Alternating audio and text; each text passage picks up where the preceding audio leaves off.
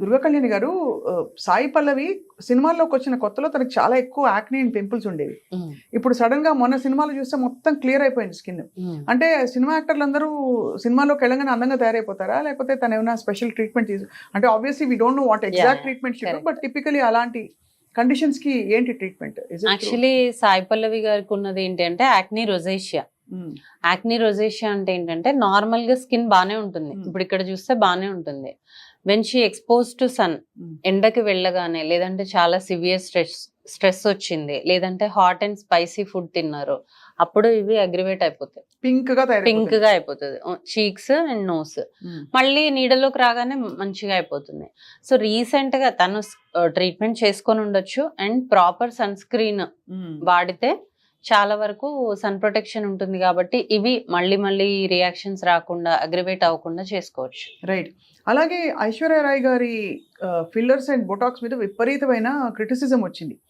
And మనకు కూడా చూడడానికి ఒకసారి ఉలికి పడేలాగా స్లెండర్ గా, ఒకలా పెద్ద పెద్ద కళ్ళతో విచ్చుకుని ఉండే మొహం బాగా ఇప్పుడు ఉబ్బిపోయి బల్కీగా తయారంటే అయిపోయింది. అది మరి అందం కింద ఎలా పరిగణిస్తారు? ఇప్పుడు anti ageing procedures like Botox, fillers, ఇంకా చాలా హైఫు ఇలాంటివి ఏంటి అంటే ఒక సర్టెన్ లిమిట్ లోనే చేయాలి.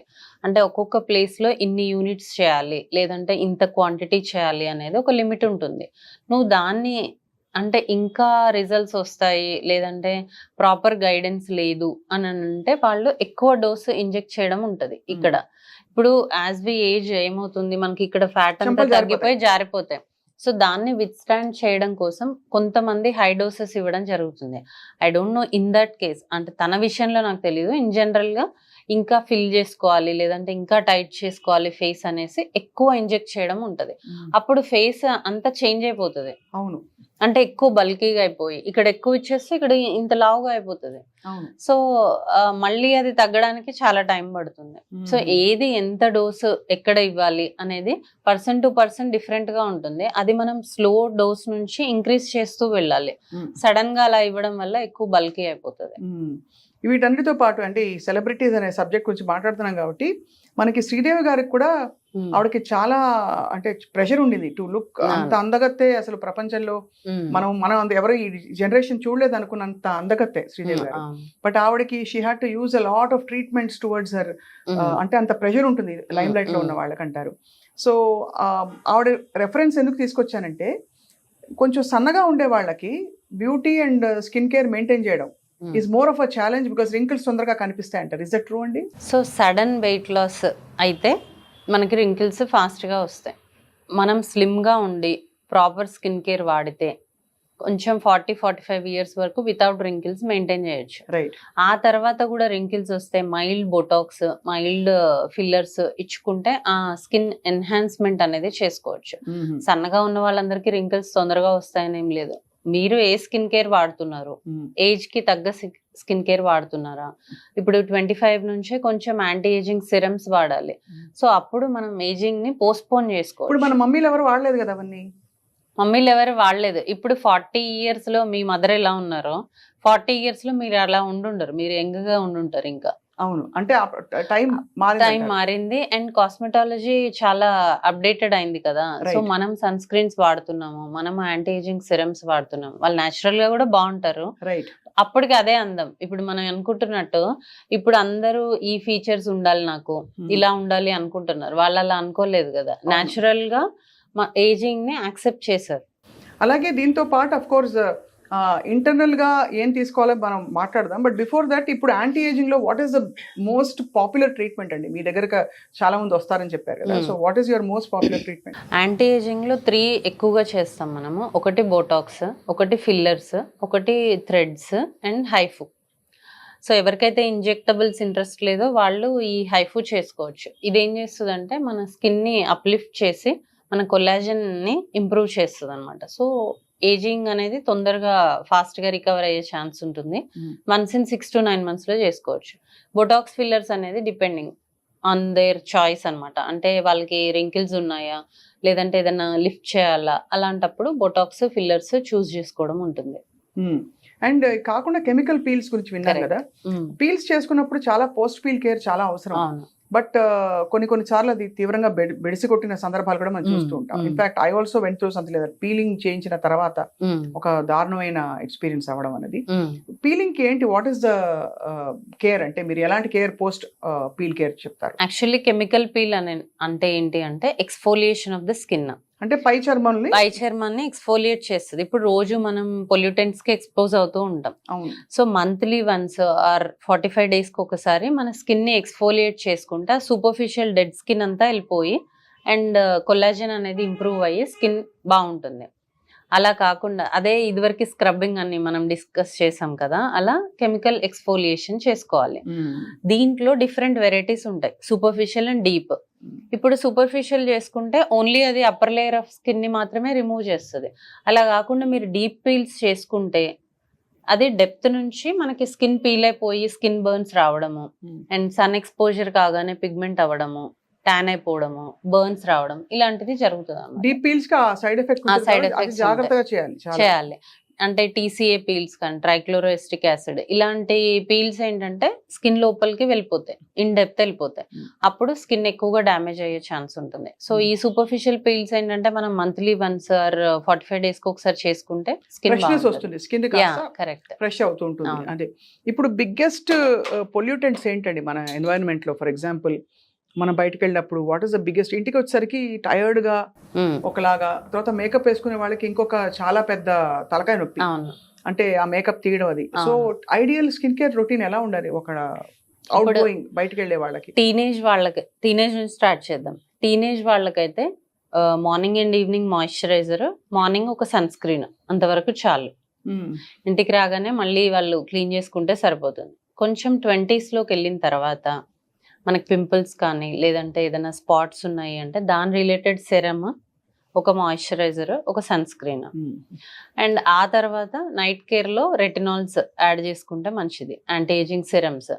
సో దాని వల్ల ఏమవుతుందంటే మన స్కిన్ అనేది తొందరగా రింకిల్స్ రాకుండా, సాగి అవ్వకుండా ఫర్మ్నెస్ అనేది మెయింటైన్ అవుతూ ఉంటుంది. సో హైల్రోనిక్ యాసిడ్ సెరమ్స్ కొంతమందికి, ఎవరిదైతే డల్ అండ్ డ్రై స్కిన్ ఉంటుందో వాళ్ళు, వైటమిన్ C సెరమ్స్. సో మీ స్కిన్ టైప్ ని బట్టి మనం స్కిన్ కేర్ అనేది చూస్ చేసుకోవాల్సి ఉంటుంది. సో యంగర్ వర్షన్ లో only moisturiser and sunscreen enough. కొంచెం మనం ఏజ్ పెరుగుతున్న కొద్దీ సెరమ్స్ అండ్ మన స్కిన్ కన్సర్న్ ఏదైతే ఉందో దానికి రిలేటెడ్ స్కిన్ ట్రీట్మెంట్స్ అనేది తీసుకోవాలి. మాయిశ్చరైజర్ అవసరం, మొత్తానికి స్కిన్ కంపల్సరీ ఉండాలి. మాయిశ్చరైజర్ అనేది కంపల్సరీ ఉండాలి, బేబీస్ నుంచి ఓల్డ్ ఏజ్ వరకు. ఆముదం రాసుకుని పడుకుంటే చాలా. ఇప్పుడు ఆముదం కూడా చాలా పాపులర్ అయిపోయిందండి. ఇప్పుడు క్యాస్టర్, ఇదివరకు ఆముదం అని ఒక చాలా డొక్కు, అంటే తుప్పు పట్టిన మూత కూడా ఉండేది, అలాంటి సీసాల్లో అమ్మే ఆముదం ఇప్పుడు చాలా పాష్ గా అది క్యాస్టర్ ఆయిల్ అని అమ్ముతున్నారు, కాస్ట్లీగా అది అమ్ముతున్నారు.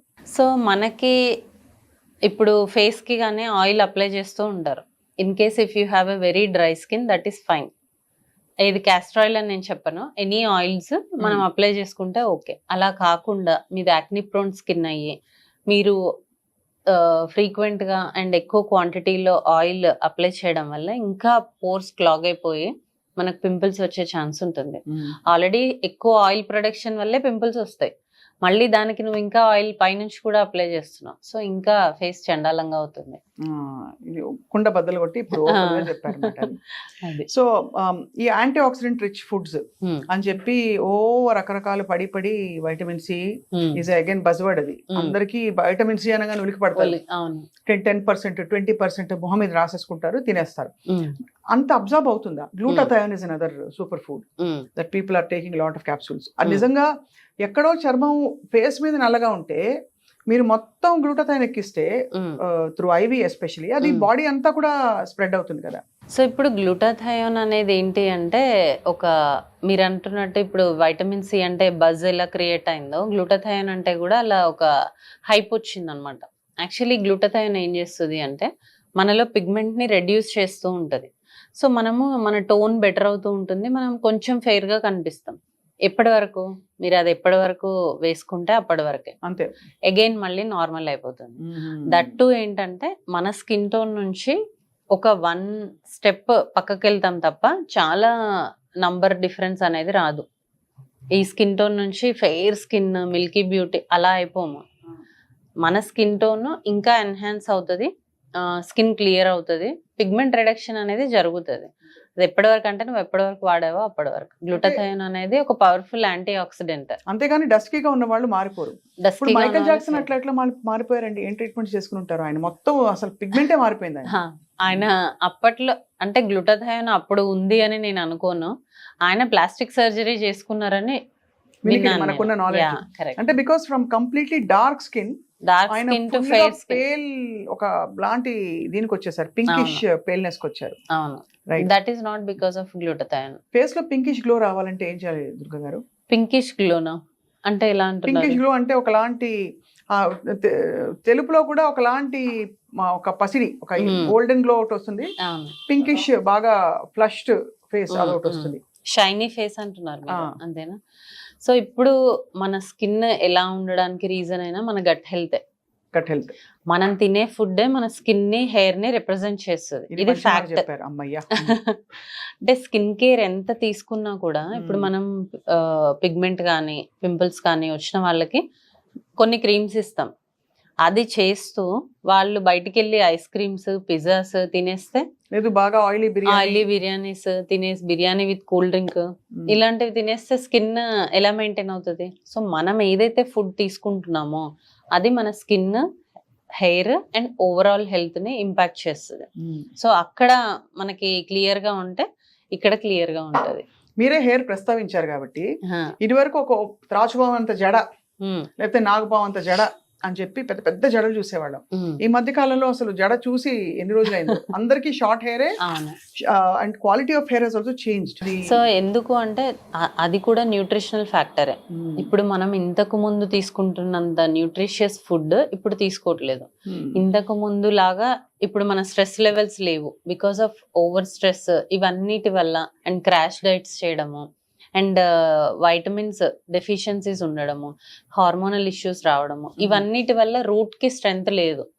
సో రూట్ కే స్ట్రెంగ్త్ లేకపోతే ఇంకా లెంత్ ఎలా వస్తుంది? సో క్వాలిటీ ఆఫ్ హెయిర్ మారిపోయింది, టెక్స్చర్ మారిపోయింది. జుట్టుకి నూనె రాసి బాగా అంటే బాగా టైట్ గా జడ వేయడం వల్ల జుట్టు మరింత అసలు అంటే రిచ్ గా లేకపోతే ఇంకా హెల్దీగా తయారవుతుందా? Is it true? Hair apply చేసుకోవడం వల్ల ఏమవుతుందంటే మన బ్లడ్ సర్క్యులేషన్ అనేది ఇంప్రూవ్ అవుతుంది. If you massage your scalp for some time మన బ్లడ్ సర్క్యులేషన్ ఇంప్రూవ్ అవుతుంది. మీరు అంటున్నట్టు గ్రోత్ కూడా కొంచెం ఇంప్రూవ్ అవ్వచ్చు.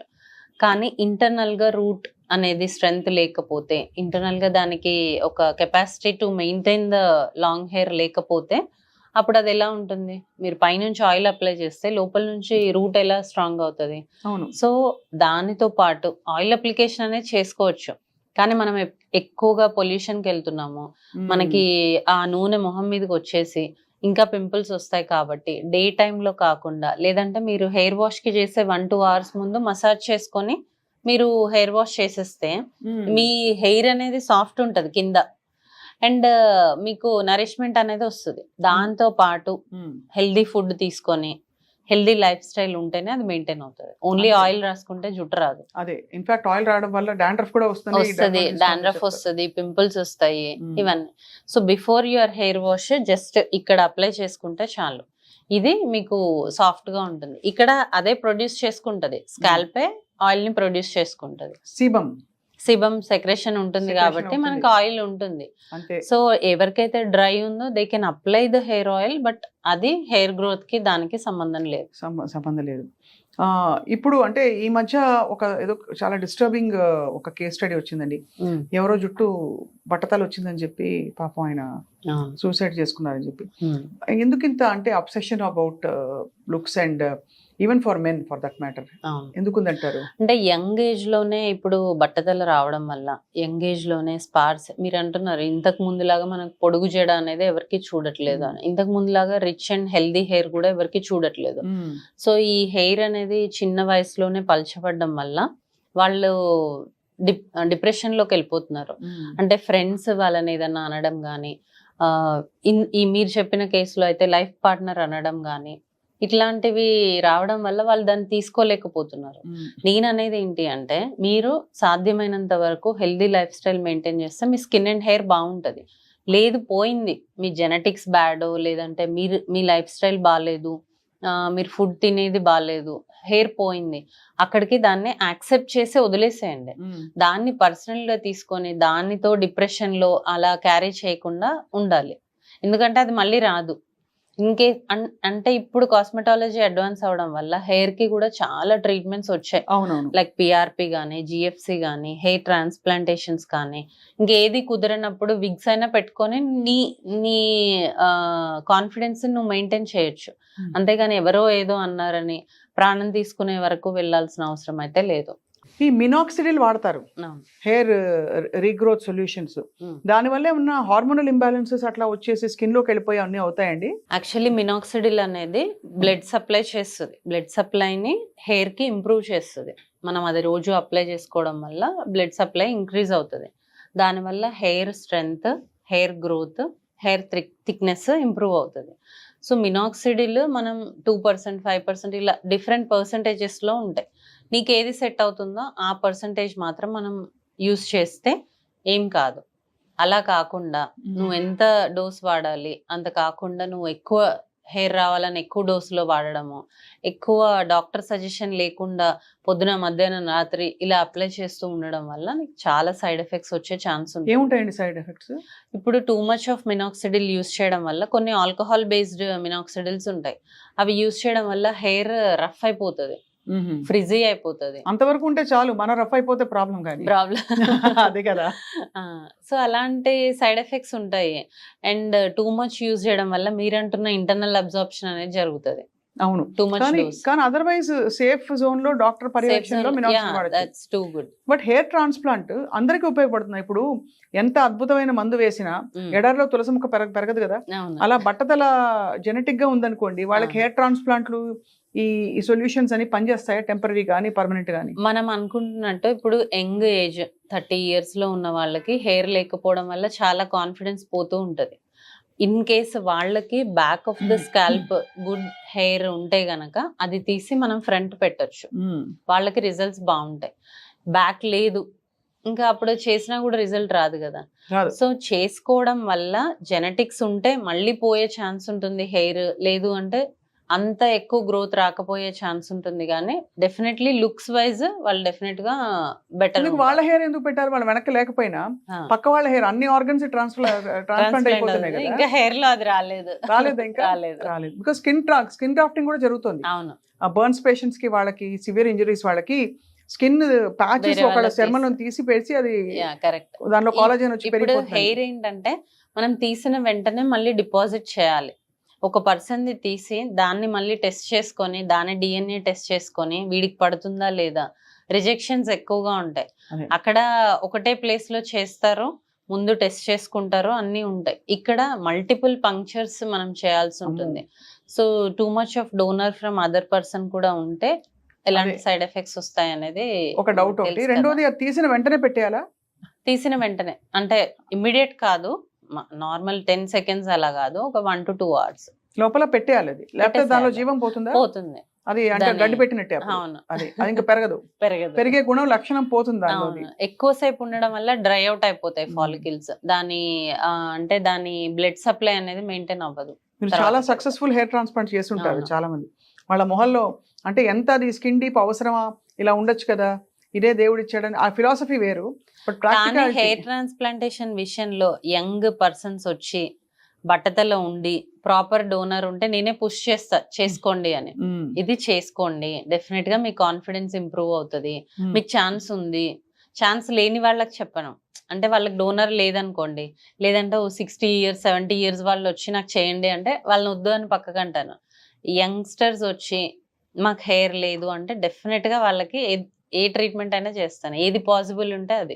యంగ్స్టర్స్ కి ఈ స్కిన్ ట్రీట్మెంట్స్ కానీ హెయిర్ ట్రీట్మెంట్స్ కానీ సేఫ్ జోన్ లో ఎక్స్ప్లోర్ చేయడంలో తప్పలేదంట. తప్పలేదు, ఎందుకంటే ఈ మధ్య పర్మనెంట్ మేకప్ ఒకటి చూసాను. అది ఐబ్రోస్ అంటే టింటింగ్, లిప్స్, బీబీ గ్లో, వీటితో ఏమి సైడ్ ఎఫెక్ట్స్ ఉండవండి? ఖచ్చితంగా ఉంటాయి. ఇప్పుడు ఎందుకంటే బీబీ గ్లో ట్రీట్మెంట్ అని ఉంటుంది, అంటే ఫౌండేషన్ ని తీసుకెళ్లి నువ్వు స్కిన్ లో పెడుతున్నావు. మనం రోజు వేసుకునే ఫౌండేషన్ ని స్కిన్ లో అలాగే సేవ్ చేస్తున్నా, అది రోజు రోజుకి పైకి వస్తూ ఉంటుంది. అది ఎంతవరకు సేఫ్ అంటే ఒక కెమికల్ ని డిపాజిట్ చేసుకుంటున్నాం. మనము సన్ స్క్రీన్ పెట్టుకుంటేనే క్యాన్సర్స్ వస్తాయా, ఇది ఆలోచిస్తూ మళ్ళీ మన స్కిన్ లోపల లోపల పైన కూడా కాదు తీసుకెళ్లి ఒక ప్రోడక్ట్ ని పెట్టడం ఎంతవరకు సేఫ్? అంతే కదండి. సో బీబీ గ్లో ట్రీట్మెంట్స్ అయితే ఖచ్చితంగా నో అనే చెప్తాను. వినడానికి కొంచెం అంటే అంత సీరియస్ అని నాకు తెలియదు, ఏదో టెంపరీ గ్లో అనుకున్నాను. బేబీ గ్లో అంటే యాక్చువల్లీ మేకప్ పెడతారు. మేకప్ అంటే ఆ మేకప్ క్రీమ్ లోపల డిపాజిట్ చేయడము. సో అది మనకి ఎవ్రీడే కొంచెం కొంచెంగా పైకి వస్తూ ఉంటుంది. అలా ఒక 1 year ఉంటుంది. అంటే 1 year నువ్వు ఒక అదర్ కెమికల్ ని తెచ్చి స్కిన్ లో స్టోర్ చేస్తున్నావు, అప్పుడు side effects. Tint, eyebrow tinting that is okay. ఎందుకు అంటే నీకు ఆల్రెడీ అక్కడ పిగ్మెంట్ ఉంది, దాన్ని మళ్ళీ మనం టాటూయింగ్ చేస్తున్నాం, అది కూడా సజెస్ట్ చేయము. బట్ ఓకే, మరీ ఐబ్రోస్ తక్కువగా ఉన్న వాళ్ళకి లేదంటే షేప్ కావాలనుకునే వాళ్ళకి చేసుకోవచ్చు. బట్ ఏదైనా కూడా pigment deposition in the skin అనేది not advisable. What about lipstick కూడా సేమ్ ప్రిన్సిపలే కదండి? సేమ్. అంటే ఎన్ని రోజులు ఉంటుంది అది? అంటే దాంట్లో కలర్స్ ఉంటాయా? దాంట్లో కలర్స్ ఉంటాయి, మనకి ఏ కలర్ కావాలంటే ఆ కలర్ చేసుకోవచ్చు. 6 months అలా ఉంటుంది లిప్ అయితే. ఐబ్రో అయితే 1.5 year ఉంటుంది. ఇప్పుడు ఎంత టెక్నాలజీ వచ్చేసిందంటే దేవుడు చేసిన మనుషులు అని అనేవాళ్ళు ఇదివరకు. ఇప్పుడు మనిషిని మార్చేయడానికి, మొహం గుర్తుపట్టలేనంతగా మార్చడానికి రకరకాల టెక్నాలజీస్ వచ్చేసాయి. బట్ అఫ్ కోర్స్ అతి సర్వత్రా వర్జయత అనేది అంటారు కదా మామూలుగా. ఏదైనా టెంపరీ అండ్ ఏదైనా కూడా మితంగా చేసుకోవాలి, అతి చేయకూడదు అన్నది ఇక్కడ మోడల్. ఏది అవసరమో అది చేసుకోవాలి. మనకు అవసరం లేని ట్రీట్మెంట్స్ కాకుండా మనకి ఏది ఇప్పుడు నేనే చెప్తున్నాను కదా, హెయిర్ మీకు అవసరమే, పలచబడుతుంది, అసలు ఎందుకు హెయిర్ ఫాల్ అవుతుంది, ఎందుకు థిన్నింగ్ అవుతుంది, దానికి మనం ఏం చేసుకుంటే దాన్ని ఇంప్రూవ్ చేసుకోవచ్చు. స్కిన్ అయినా సరే ట్యాన్ అవుతుంది, పిగ్మెంట్ వస్తుంది, దాన్ని ఇంప్రూవ్ చేసుకోండి. అంతేకాని ఇలాంటి సూపర్ కెమికల్స్ అంటే స్కిన్ లోనే డిపాజిట్ చేసుకునే ట్రీట్మెంట్స్ చేసుకునేంత అవసరం లేదు. ఇంకా చాలా ఉన్నాయి మన స్కిన్ ని బెటర్ చేసుకోవడానికి, స్కిన్ ని ఎన్హాన్స్ చేసుకోవడానికి. అన్ని ట్రీట్మెంట్స్ అన్ని మీకు అడ్వాంటేజ్ ఏంటంటే మీరు న్యూట్రిషనిస్ట్, మీరు సైకాలజిస్ట్, అంటే ఇవన్నీ చదువుకున్నారు, ఏదో ఊరికే మీరు అంటే బిరుదులు పెట్టుకోవడం కాదు. You have studied psychology, you studied nutrition science, and you're also dermatologist. కాబట్టి మీరు అన్ని కలిపి కరెక్ట్ ప్రిస్క్రిప్షన్ ఇవ్వడానికి మీకు అన్ని ఉన్నాయి. ప్లస్ బేసిక్ గా మీరు అతి చేయరు కాబట్టి, ఎక్కువ పుష్ చేయరు కాబట్టి కరెక్ట్ గా ఎంత మోతాదులో ఇవ్వాలని. ఈ పెప్టైడ్ ట్రీట్మెంట్స్ అనేదో విన్నానండి, అంటే ఇంజెక్షన్ ఇస్తే స్కాల్ప్ లో ఇంజెక్షన్స్ ఇస్తారు, దానివల్ల హెయిర్ ఫాలికల్ స్ట్రెంగ్తెన్ అవుతుందని. అది నిజంగా పనిచేస్తాయండి? యా, పెప్టైడ్స్ అంటే ఏంటి అంటే హెయిర్ గ్రోత్ కి కావాల్సిన ఒక వైటమిన్స్. సో అవి మనం ఇంజెక్ట్ చేయడం వల్ల, ఇప్పుడు మామూలుగా మనం జిఎఫ్సి ట్రీట్మెంట్ అని చేస్తాం, దానికి ఏం చేస్తాము, పేషెంట్ బ్లడ్ తీసుకొని దాని నుంచి గ్రోత్ ఫ్యాక్టర్స్ సపరేట్ చేసి అవి ఇంజెక్ట్ చేస్తాం. దానివల్ల హెయిర్ గ్రోత్, థిక్నెస్ ఇంప్రూవ్ అవుతుంది. ఈ పెప్టైడ్స్ ఏం చేస్తాయంటే డైరెక్ట్ గా మనకి ఇంజెక్షన్స్ దొరుకుతాయి. సో అవి క్విక్ రెస్పాన్స్ పెప్టైడ్స్ అని కూడా అంటారు. ఇవేంటంటే ఫాస్ట్ గా మనకి హెయిర్ లాస్ ని కంట్రోల్ చేస్తాయి, హెయిర్ కి కావాల్సిన బూస్టింగ్ ఇస్తాయి అన్నమాట. అది సో బాగా పనిచేస్తాయి. ఇప్పుడు ఏముందండి, చాలా మంది ఇంటికి వచ్చి లేజర్ మెషిన్స్ తెచ్చి టపా టపా టపా చేసేస్తున్నారు, ఇస్త్రీ పెట్టినట్టుగా. సో అది మరి ఎంతవరకు safe, I really don't know. Laser can be harmful కదా ఇఫ్ నాట్ డన్ ప్రాపర్లీ. మన స్కిన్ టైప్ ని బట్టి అందులో మనము పారామీటర్స్ పెట్టుకోకపోతే స్కిన్ బర్న్ అయ్యే ఛాన్స్ ఉంటుంది, పిగ్మెంట్ ఫామ్ అయ్యే ఛాన్స్ ఉంటుంది, అండ్ హెయిర్ ఇంకా గ్రోత్ ఎక్కువ అయ్యే ఛాన్స్ కూడా ఉంటుంది. సో సేఫ్ హ్యాండ్స్ కి వెళ్ళాలి, డర్మటాలజిస్ట్ అయితేనే చేయించుకోండి. ఈ హోమ్ కేర్ ఎవరైతే మెషిన్స్ పట్టుకొని వచ్చి చేస్తున్నారో అవి అసలు చేయించుకోకండి. బాబోయ్, it's is a revolution actually in so what do you see as the next technology Durga గారు? Skin and hair, what is the next thing that we are waiting for? వేరే వెస్ట్ లో వచ్చేసింది, ఇంకా మన దేశానికి కూడా రావాల్సి ఉంది అని చెప్పడానికి ఏముంది? ఇప్పుడు హెయిర్ ట్రాన్స్ప్లాంటేషన్ లేకుండా హెయిర్ గ్రోత్ రావాలి అనేవి కొన్ని స్టడీస్ జరుగుతున్నాయి. అది వస్తే గనక ఇంకా హ్యాపీ. అదెలా జరుగుతుంది? కొన్ని ఇంజెక్షన్స్, ఇప్పుడు ఏదైతే జిఎఫ్సిస్, పెప్టైడ్ ఇంజెక్షన్స్ ఉన్నాయో అట్లా హెయిర్ లేకుండా కూడా హెయిర్ గ్రోత్ వచ్చేలాగా అనేది చేస్తున్నారు. అదే ఒక స్టడీస్ జరుగుతున్నాయి. ఇంకొకటి మన రోబోటిక్ హెయిర్ ట్రాన్స్ప్లాంట్స్ ఒకటి ట్రెండ్ అవుతుందేమో అనుకుంటున్నాను. ఇలా కొన్ని మీకు పని తగ్గుతుంది, లేకపోతే ఒక్కొక్క వెంట్రుక పీకడం అక్కడ పెట్టడం బాబోయ్, అది ఎంత టీడియస్ జాబ్ అండి బాబాయ్ మీకు. కాకపోతే మనం చేసేది, హ్యూమన్ చేసేది ఏంటంటే చాలా దగ్గరగా వస్తాయి హెయిర్ పెట్టడానికి. రోబోటిక్ అయితే గ్యాప్స్ ఎక్కువ వస్తాయి ఇప్పటి వరకు అయిన స్టడీస్ లో. తర్వాత చూడాలి. రోబోటిక్ గా ప్రేమగా కూడా పెట్టదు కదండి, అది దాని పాటు కదా పాపం పీకేసి పెడుతుంది, మనుషులు కూడా చేయదు కదా. అంతే. కాబట్టి ఏదైనా it's a process and anyway medical supervision is a must. ముఖ్యంగా చర్మానికి సంబంధించి జుట్టుతో ఆడుకుంటే దబిడి చెప్పేశారు అంతే. స్కిన్ అండ్ హెయిర్ రెండు. Finally doctor Durga Kalyani, your best advice for great looking skin, for feeling and looking young అని చెప్పలేను because young is all subjective కాబట్టి, ఎప్పుడు ఎల్లప్పుడూ ఆనందంగా హాయిగా కనిపించాలంటే what is the best prescription అండి? సో రెండు ఇందులో మనం ఫాలో అవ్వాలి, ఇంటర్నల్ అండ్ ఎక్స్టర్నల్. ఎక్స్టర్నల్ అయితే కనుక మీ ఏజ్ని, మీ స్కిన్ టైప్ని బట్టి మీరు ప్రాపర్ స్కిన్ కేర్ యూస్ చేస్తే, నాట్ టూ మెనీ ప్రోడక్ట్స్ మనం ఫేస్ పైన డంప్ చేయక్కర్లేదు. మీకు ఏదైతే అవసరమో అది పెట్టుకుంటే మీ స్కిన్ టోన్ మెయింటైన్ చేసుకుంటే చాలు. And internal good health, gut health maintain చేసుకుంటే స్కిన్ అండ్ హెయిర్ బాగుంటాయి. చాలా very useful and very very frank candid conversation ఇవాళ about something largest organ in the body, మన స్కిన్. కాబట్టి దాన్ని జాగ్రత్తగా చూసుకోకుండా మనం మిగతావన్నీ టెస్ట్కి వెళ్ళిపోతాం, బట్ స్కిన్ ని గాజు పదంగా చూసుకోవాలి. So let's introduce Indian glass skin, not Korean glass skin. అది. Thank you so much doctor Durga Kalyani for your time. Thank you.